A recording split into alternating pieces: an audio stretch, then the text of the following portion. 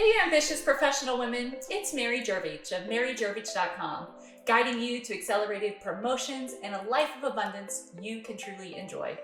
And in today's accelerated promotion planning tip video, I'm going to be talking about hard work's place in our promotions and our career progression, especially if you have been working hard for long periods of time and perhaps you're like I was early on in my career and working hard was my main strategy to get ahead.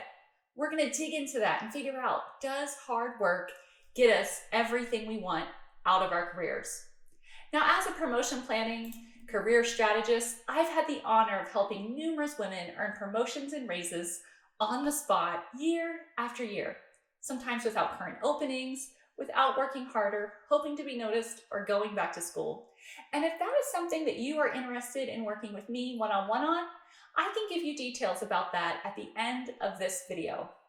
Now, when it comes to working hard, I first want to express working hard has its place in your career, but I want to talk a little bit about why so many people take on this working hard mentality to get ahead.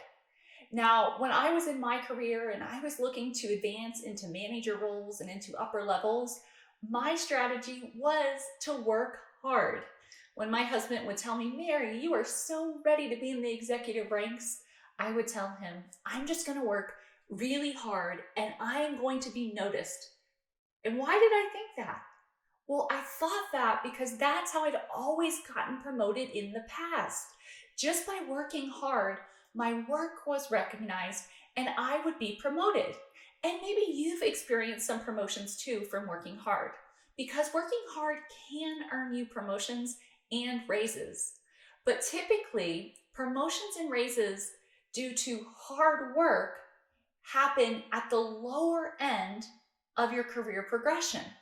So whenever you are in those lower level positions, you're a team member, maybe you're even a supervisor or a first line manager, hard work is enough to get you into those positions. But if we want to continue to rise in the ranks, if we want to get into management roles, upper management roles, senior level roles, and executive level roles, hard work alone isn't enough. And we know this because what is needed at these upper level roles isn't the same as the lower level roles. So what do you need to advance in the upper levels? I'm glad you asked. The number one thing that you need to advance is a strategic plan. You need to show your boss strategy, how you think differently, how you lead, and how you would actually perform in these roles. Now, as a woman, we face a few challenges that men, they just don't have to face. There are some unconscious biases that we face, and these things put the onus on us to really showcase our vision.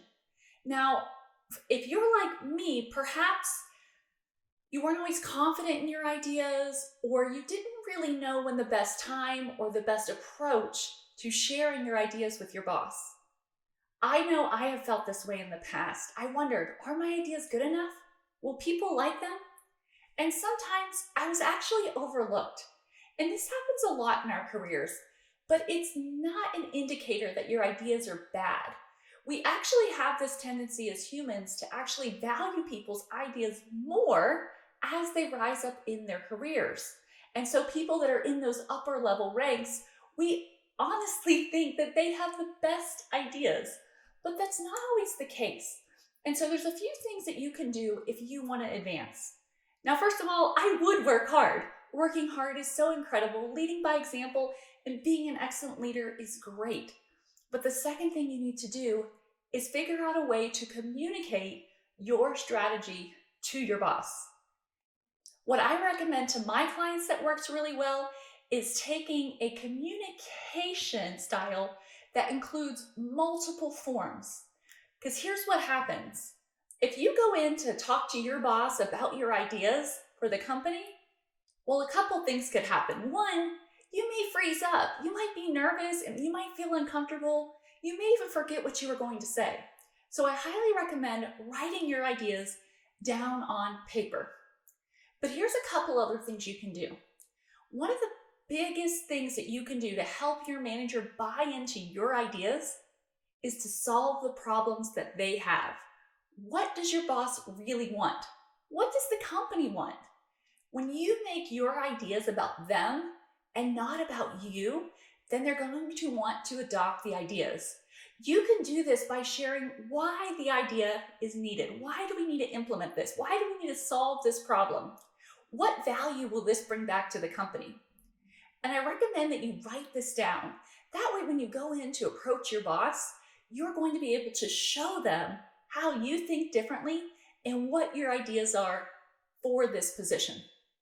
Now, not only will you be working hard, but you will be working on things that are meaningful to the company, and you will be showing them how you would strategically advance the company. And when you do this, people are going to see you differently. They will take notice of you, and you will be priming yourself for promotions and raises.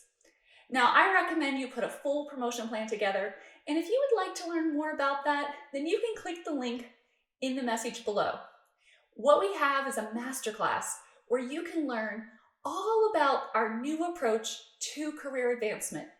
The current traditional career advancement advice, it's outdated, and so often it's been passed down generation after generation.